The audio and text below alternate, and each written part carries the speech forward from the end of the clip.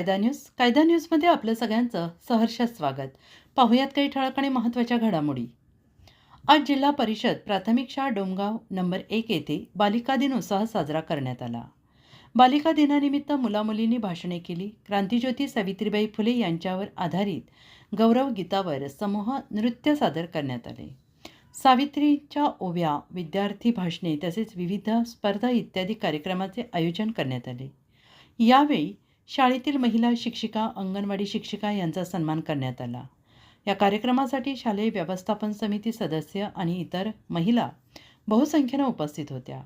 या कार्यक्रमाचे सूत्रसंचालन श्रीमती जाधव MM यांनी केले आणि कार्यक्रमाचे आभार प्रदर्शन जाधवर सर यांनी मानले. कायदा न्यूजचे प्रतिनिधी रावसाहेब गायकवाड, परांडा. अशाच नवनवीन बातम्यांसाठी परत भेटूया कायदा न्यूजमध्ये.